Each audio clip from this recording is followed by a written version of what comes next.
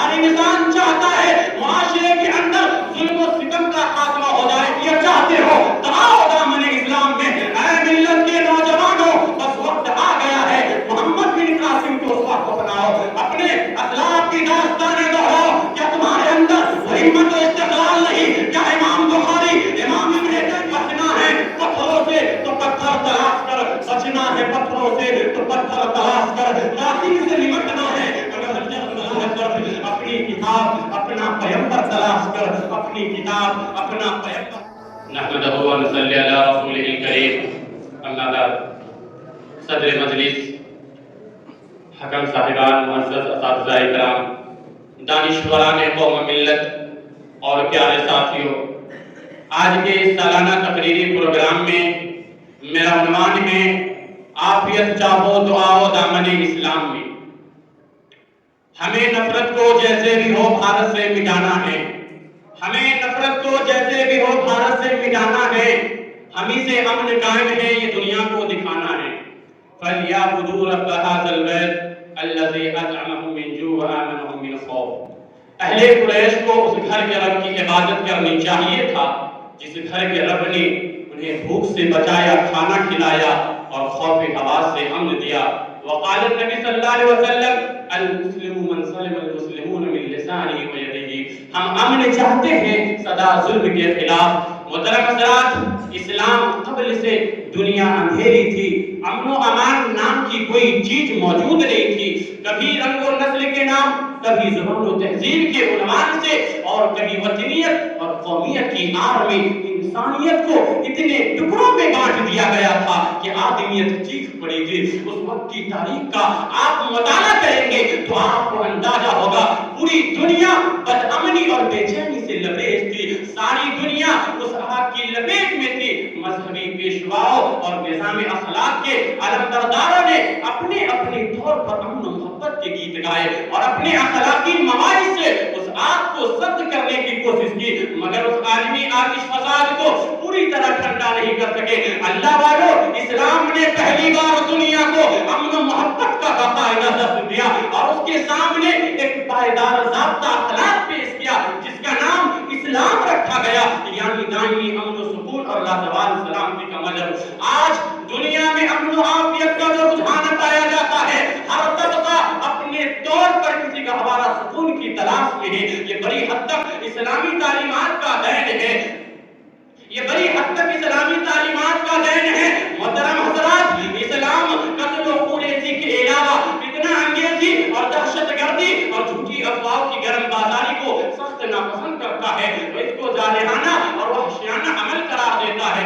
ارشاد باری تعالیٰ ہے وَلَا تُفْسِدُوا فِي الْأَرْضِ بَعْدَ إِصْلَاحِهَا. سورہ اعراف کے اصلاح کے بعد زمین میں فساد برپا مت کرو. إِنَّ اللَّهَ لَا يُحِبُّ الْمُفْسِدِينَ. سورہ قصص آیت نمبر 77. کیونکہ اللہ تبارک و تعالیٰ فسادیوں کو پسند نہیں کرتا ہے. اللہ کے نبی صلی اللہ علیہ وسلم نے صاحب ایمان کی علامت قرار دی ہے کہ اس سے کسی انسان کو بلا وجہ تکلیف نہ پہنچے. بخاری میں حضرت ابو ہریرہ سے روایت ہے، اللہ کے نبی صلی اللہ علیہ وسلم نے فرمایا اللہ کی قسم مومن نہیں ہو سکتا، اللہ کی قسم مومن نہیں ہو سکتا. کسی نے دریافت کیا یا رسول اللہ کون مومن نہیں ہو سکتا؟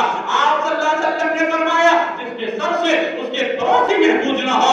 محترم حضرات، ہر انسان چاہتا ہے معاشرے کے اندر ظلم و ستم کا خاتمہ ہو جائے. ہر انسان چاہتا ہے، ہر انسان معاشرے کے اندر مثبت اور نفع بخش تبدیلی دیکھنا چاہتا ہے. ہر انسان چاہتا ہے کہ معاشرے کے اندر عدل و انصاف کا بول بالا ہو جائے. ہر انسان چاہتا ہے علم و بصیرت کی رونق معاشرے کے اندر جھلک اٹھے. ہر انسان کی خواہش ہوتی ہے کہ تبدیلی آئے، لیکن کیسے؟ بس ایک ہی راستہ ہے، وہ اسلام کا راستہ ہے. امن آپ یہ چاہتے ہو تو آؤ دامن اسلام کے، کیونکہ اسلام کے دامن میں ہر شعبہ زندگی کا حل موجود ہے. اس نے زندگی کی ہر بیماری کا علاج مہیا کیا ہے. اب وقت آ گیا ہے سختی اور گراہی انسانیت کو امن و عافیت دینے والے نظام عدل و انصاف پر مبنی جامع دستور حیات کی روشنی دکھائے. اللہ کی قسم اليوم اکملت لکم دینکم واتممت علیکم نعمتی ورضیت لکم الاسلام دینا کا یہی مفہوم ہے کہ کوئی شعبہ نہیں جس کو اسلام نے تسلا چھوڑا ہو اور یہی انسان کو حقیقی سکون دے سکتا ہے اور اسی میں سماجی انصاف مل سکتا ہے. بچنا ہے پتھروں سے تو پتھر تلاش पत्थर तलाश कर, कातिल से निमटना है तो खंजर तलाश कर, मुश्किल का तेरी हल है मगर जुस्तजू है दर्द, अपनी किताब अपना पैगंबर तलाश कर, अपनी किताब अपना पैगंबर तलाश कर। मेरे दीनी साथियों, इंसानियत और इस्लाम और पैगंबर इस्लाम के जहां बेशुमार एहसानात है, वही एक बड़ा एहसान ये है कि उस कायनात को अमन और आफियत का हवाला बना दिया और इंसानों के दिलों में मोहब्बत और प्यार और अमन और आशिकी के जज्बात को परवान चढ़ाया और एक दूसरे को अमन और आशिकी के साथ रहने की तलकीन की, माहौल और मुआशरे को पुरसकून बनाए रखने की हिदायत से नवाजा। ऐ मिल्लत के नौजवानों, ऐ कौम के पासवानों, आज उम्मत मुस्लिमा की जो हालत है वो किसी भी फर्दे बशर से मख्फी नहीं। दूसरी कौमें ताज्जुब से पूछती है कि उम्मत मुस्लिमा पर यह सवाल कैसा, ये उम्मत मुस्लिमा परेशान क्यों, ये बेचैनी के शिकार क्यों, इसकी हालत दौरे जाहिलियत से बदतर क्यों है, इसकी माँ बहनों और बहनों को सरेआम सड़कों पर रंगे रक्स क्यों कराया जा रहा है। आज हम मुसलमानों को देखकर यहूद और नसारा और अहले कुफ्र की जुबान से ये जुमला क्यों दोहराया जाता है कि मुसलमान कमजोर कौम है, बुज़दिल कौम है, उठ के दुनिया में तेरे दौर का आगाज है, अब जमाना का और ही अंदाज है। क्या यही मुसलमान है जिसका नाम सुनते ही बादशाह तख्त छोड़ दिया करते थे? क्या ये उसी इस्लाम के मानने वाले हैं जिन्होंने अपना सिक्का पूरे आलम पर जमा लिया था? क्या ये वही मुसलमान है जिन्होंने कभी गैस को किसरा जैसे अजीम सल्तनत को जूते की ठोकर से मारा था? आज जब हम बेचैनी और परेशानी के असबाब पर गौर करते हैं तो ये बात बिल्कुल वाज़ेह हो जाती है। आज मुसलमान रब की दी हुई तालीमात को भुलाकर मगरबी तहजीब के तकलीफ में सरगर्दा है। उन्हें होश ही नहीं, अल्लाह के नबी ने फरमाया था, तरक्तु फीकुम अमरैन लन तज़िल्लू मा तमस्सकतुम बिहिमा किताबल्लाहि व सुन्नती।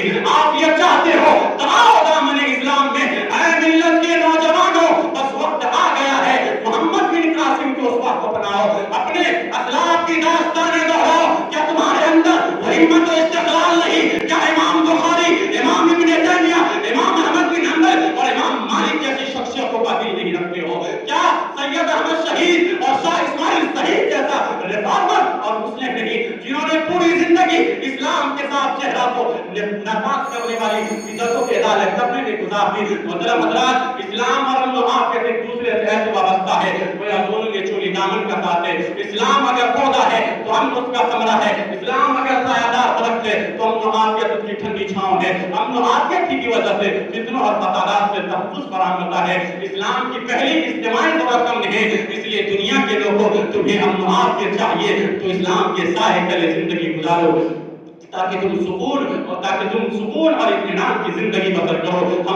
हमें नफरत को जैसे भी भारत से मिटाना है, हम इसे हमने कायम में ये दुनिया को दिखाना है। हमने चाहते हैं सदा जुल्म के खिलाफ, हमने चाहते हैं सदा जुल्म के खिलाफ, हमने चाहते हैं सदा जुल्म के खिलाफ। आखिर में अल्लाह ताला से दुआ है कि अल्लाह ताला हम सबको मुआफियत के साथ जिंदगी